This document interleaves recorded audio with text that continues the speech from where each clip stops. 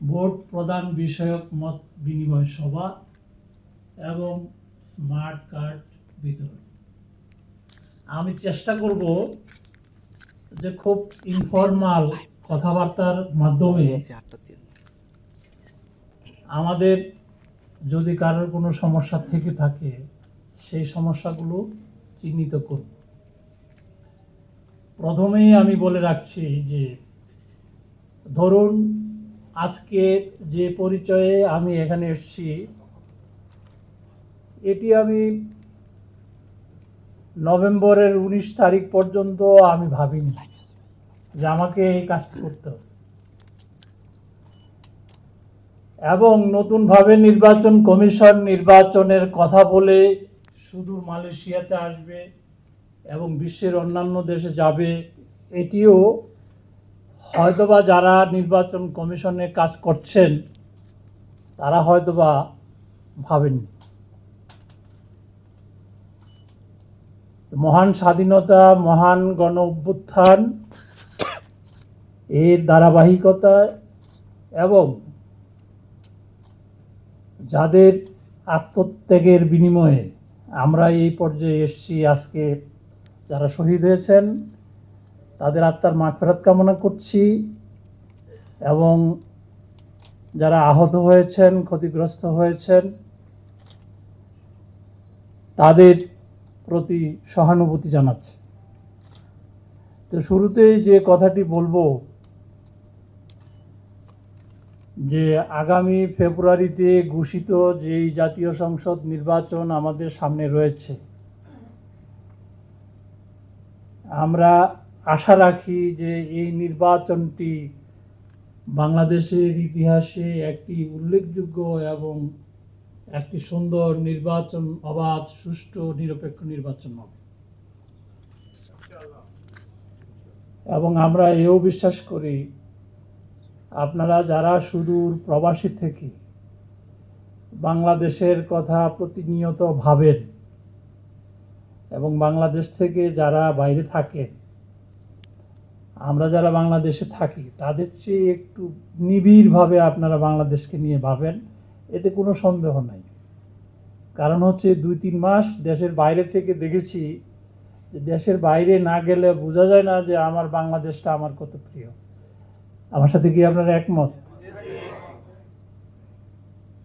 আপনারা এত নিবিড়ভাবে এবং অন্তরের অন্তঃস্থল থেকে বাংলাদেশকে ফিল করেন, যেটি সাধারণভাবে বাংলাদেশে যারা বসবাস করছে তারা কিন্তু এত সিরিয়াসলি ভাবে না।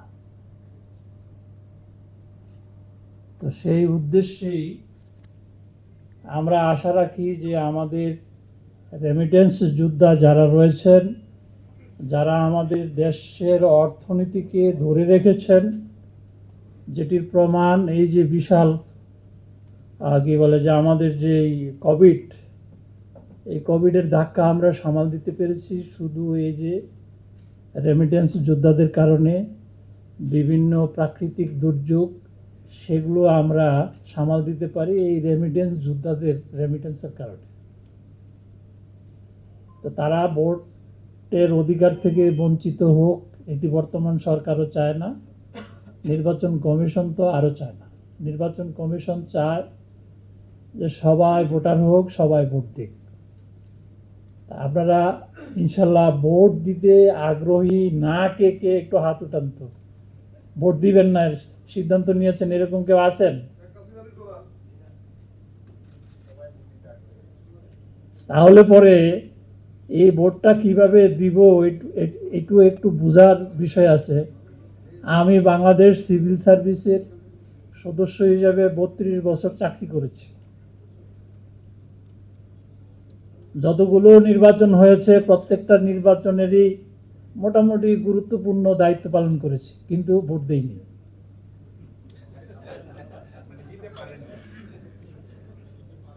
এটা ব্যাখ্যা বিভিন্ন রকম। এক হতে পারে যে আমার কি বলে যে ভোট দেওয়ার প্রতি যে সিনসিয়ারিটি এটি একটু দুর্বল ছিল। তা আমি না হয় দুর্বল ছিলাম, কিন্তু এখনো যেই পদ্ধতিতে মানে কি বলে যে ভোটারদের ভোট দেওয়ার পদ্ধতি যেটি বিদ্যমান রয়েছে সেটি আগেও ছিল, এখনো আছে, গত ইলেকশন হচ্ছে। এই হিসাবে দেখা গেছে যে আমাদের পোস্ট অফিসের মাধ্যমে যে ভোট আমাদের কাস্ট হয় এটা না বলাই ভালো। আপনি খেয়াল করেন আমাদের বাংলাদেশে 5 লক্ষ লোক এই ভোট নেয়ার কাজে নিয়োজিত থাকেন। এর মধ্যে civil administration, police, answer, BDR, সেনাবাহিনী, এই পর্যায়ে প্রায় 5 লক্ষ লোক এই ভোটের আয়োজনে অংশগ্রহণ করে থাকে। নিয়ম আছে, আইন আছে যে যিনি ভোটের দায়িত্বে থাকবেন, যেহেতু তিনি তার ভোট সেন্টারের কাছাকাছি থাকবেন না, সেহেতু বাংলাদেশের যে কোনো জায়গায় থাকুক না কেন তিনি পোস্ট অফিসের মাধ্যমে পোস্টাল ব্যালট ফিল আপ করে ভোট দিতে পারবেন। কিন্তু এটা হচ্ছে না, আমরা করছি না। মানে ভোটের বিষয়ে এই ক্ষেত্রে আমরা খুব সিরিয়াস না। তো প্রবাসীর ক্ষেত্রে তো আরো কঠিন।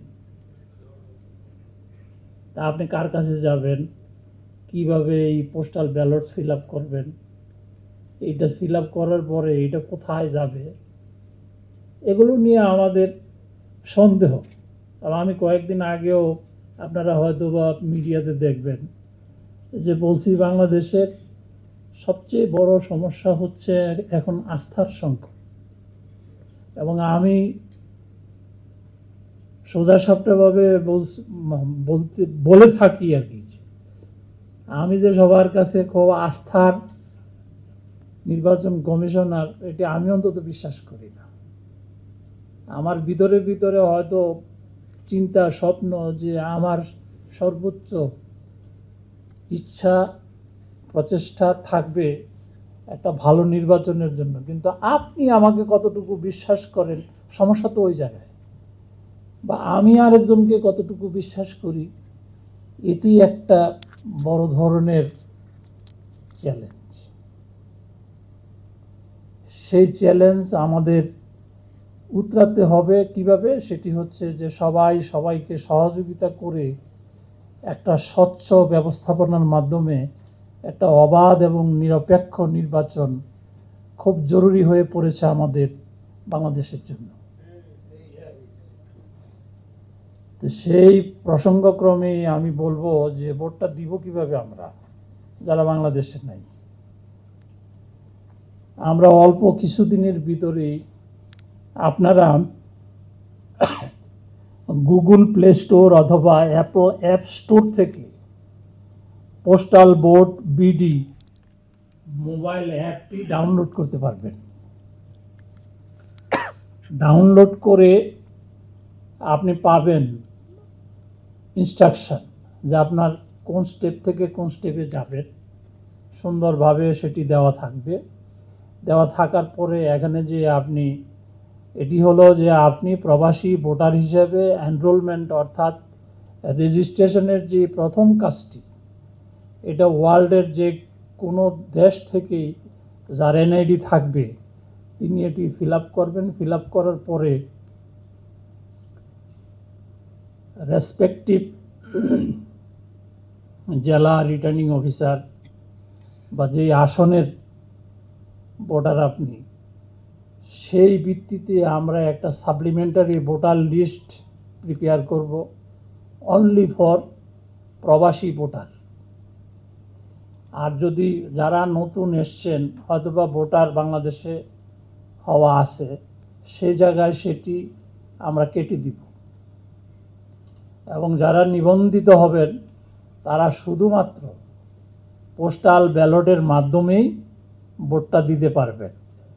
এখন দেখা গেল যে আপনি নিবন্ধন করেছেন যে আমি মালয়েশিয়া থেকে ভোট দিব, কিন্তু ফরচুনেটলি আনফরচুনেটলি আপনি ভোটের দিন বাংলাদেশে আপনার বাড়িতে উপস্থিত, কিন্তু সেই ক্ষেত্রে কিন্তু আপনার সুযোগটি থাকবে না। তো যাই হোক, আমি খুব সংক্ষেপে বলবো, এরপরে আপনাদের প্রশ্ন থাকবে অনেক। এই অ্যাপসের মাধ্যমে যখন আপনারা নিবন্ধিত হবেন, আপনারা প্রবাসী ভোটার হিসাবে তালিকাভুক্ত হবেন। তারপরে আমরা যে কাজটি করব, আমাদের এই নিবন্ধন শেষ হওয়ার পরপরই আমরা একটা খাম, এই খামের ভিতরে আরও দুটি খাম, একটা বড়, একটা মেজো, একটা ছোট, এই তিনটা খাম আপনার কাছে পাঠাবো। কারণ ঠিকানা, আপনার এনআইডি নাম্বার এবং অন্যান্য যে ইনফরমেশন, আপনি কোন এলাকার, কোন সেন্টারের, কোন রিটার্নিং অফিসারের আওতায়, এগুলো কিন্তু আপনার ওই নিবন্ধনের মধ্যে আমার তথ্য থাকবে। তো আমরা যে বড় খামটি পাঠাবো, সেই খামের উপর তো আপনার যে বর্তমান ঠিকানা, সেই ঠিকানায় এসে যাবে। এসে যাওয়ার পরে বিসমিল্লাহ বলে খামটা খুলবেন। খোলার পরে দেখবেন আরেকটি খাম, সেই খামের ভিতরে দেখবেন ইনস্ট্রাকশন, যে কিভাবে আপনি ভোটটা দিবেন। খুব সহজ প্রাঞ্জল ভাষায় সেটি লেখা হচ্ছে। এটার সাথে থাকবে একটা ব্যালট পেপার।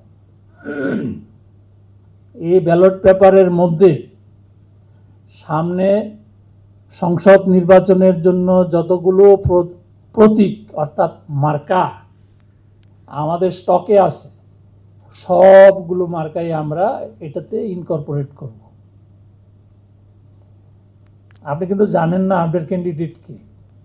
আপনি মার্কাটা পেলেন, আপনি চিঠি পেলেন, এই ব্যালট পেপারটাও পেলেন। এই পর্যন্ত যদি আপনি পেয়ে যান, অপেক্ষা করেন। আমরা শিডিউল ডিক্লেয়ার করব। শিডিউল ডিক্লেয়ার করার পরে আমরা ক্যান্ডিডেটদের প্রতীক বরাদ্দ দিব। প্রতীক বরাদ্দ দেওয়ার পরে আপনার এই চূড়ান্ত কি বলে যে ক্যান্ডিডেট বাছাই এবং প্রতীক চূড়ান্ত হয়ে গেল।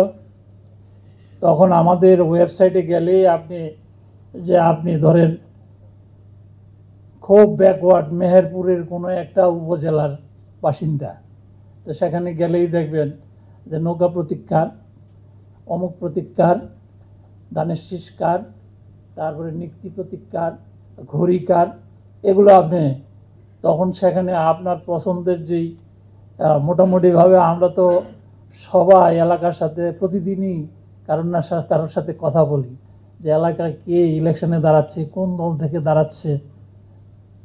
তো ওই দলের প্রতীক হিসাবে বা আপনার ক্যান্ডিডেটের প্রতীক হিসাবে ওইটাতে ক্রস অথবা টিক চিহ্ন দিবেন। দেওয়ার পরে এটা হয়তোবা আমরা প্রতীক বরাদ্দর পরে একটা টাইম লিমিট ফিক্স আপ করে দিব, যাতে আপনি আপনার ক্যান্ডিডেটকে খুঁজে পাওয়ার একটা সময় পান এবং আপনি অ্যাটলিস্ট কর্মস্থল থেকে গিয়ে এই ভোটটা পোস্ট করার সময় পান। সেই সময়টুকু একটা যৌক্তিক সময় আমরা রাখব। অর্থাৎ 23 থেকে 25 দিন সময় বা 20 থেকে 25 দিন সময় আপনি পাবেন। আপনার একটা চিঠি স্বাভাবিক নিয়মে বাংলাদেশে যেতে যে সময়টুকু লাগে, এই সময়টুকু আপনি পাবেন।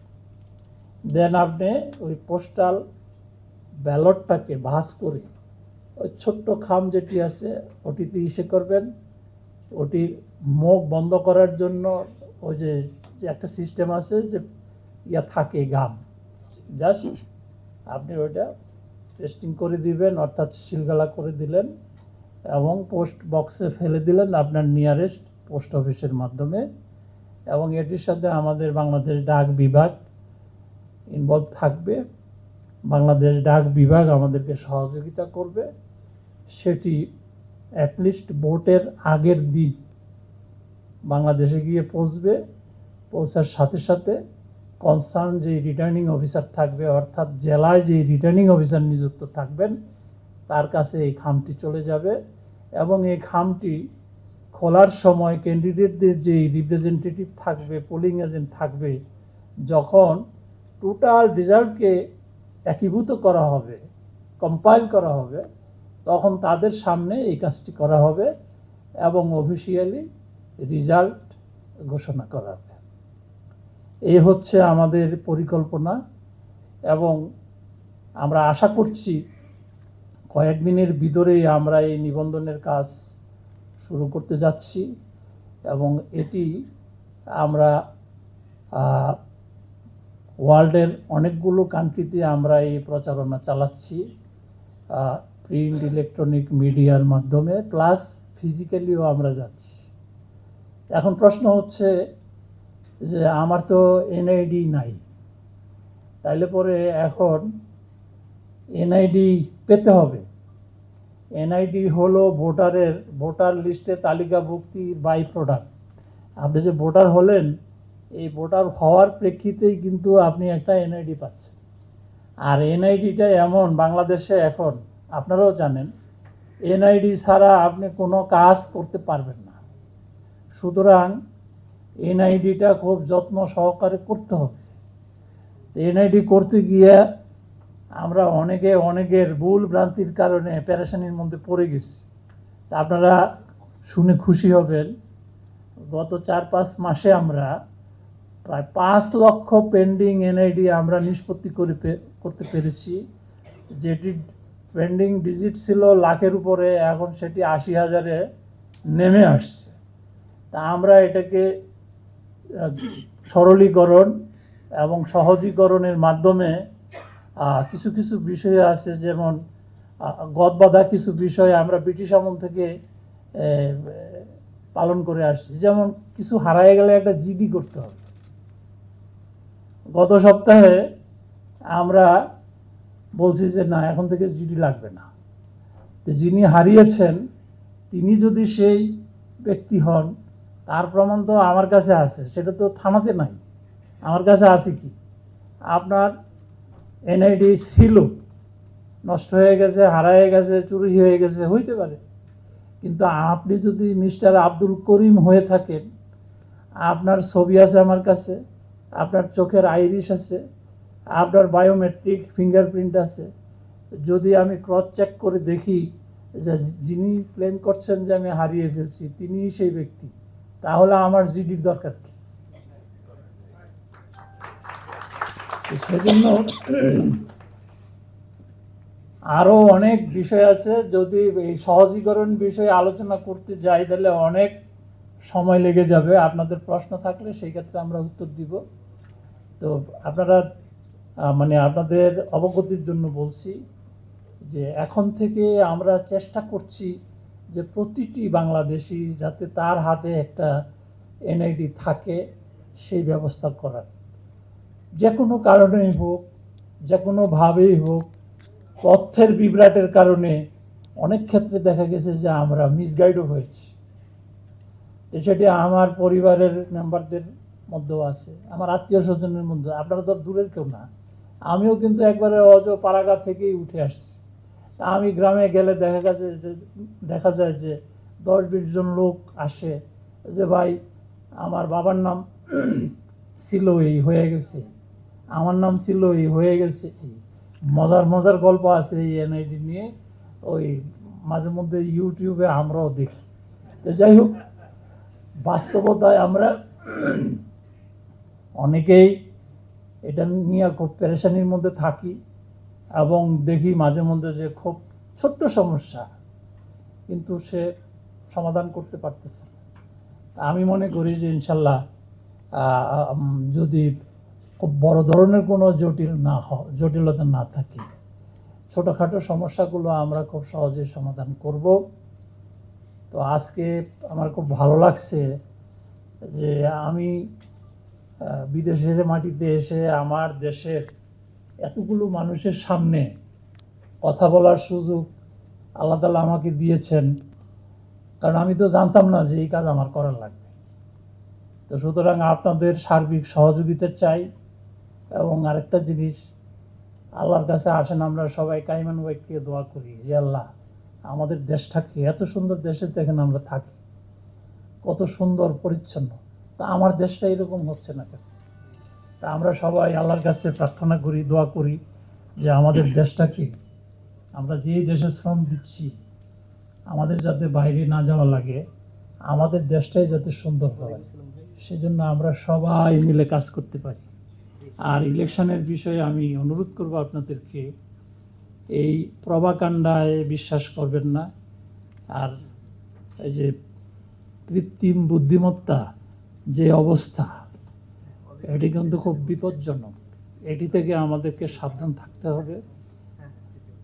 বিশ্ববিদ্যালয়ের ইলেকশনগুলো আপনারা একটু খেয়াল করেন, এগুলো থেকে ভালো মন্দ দিক উভয় থাকতে পারে। যে জিনিসটা ভালো, সেই জিনিসটা অন্তত একজন দেশপ্রেমিক নাগরিক হিসাবে আমাদের চিন্তা চেতনায় একটু ভেজালমুক্ত থাকার চেষ্টা করতে হবে। যদি এটি না করি তাহলে আমাদের অনেক বড় ধরনের ক্ষতি হয়ে যাবে। সেজন্য আসুন, আপনারা এত কষ্ট করছেন নিজের জন্য, পরিবারের জন্য, দেশের জন্য, সমাজের জন্য, আসুন এই দেশটাকে আমরা সুন্দরভাবে, পরিচ্ছন্নভাবে এগিয়ে নেওয়ার প্রয়োজনে অন্তত এই আস্থার সংকট থেকে আমরা উত্তরণের উপায় খুঁজে বের করি। সবাইকে ধন্যবাদ। আমার কথায় যদি কেউ কোনো কষ্ট পেয়ে থাকেন ক্ষমা করে দিবেন। এরপরে আমরা প্রশ্ন শুনব, যথাসম্ভব উত্তর দেওয়ার চেষ্টা করব। আর সমস্যা যা আছে সবগুলো আমার অফিসারও আসছেন, আমরা টুকে নিব। এগুলো পরবর্তীতে আমরা সমাধান দেওয়ার চেষ্টা করব। আসসালামু আলাইকুম।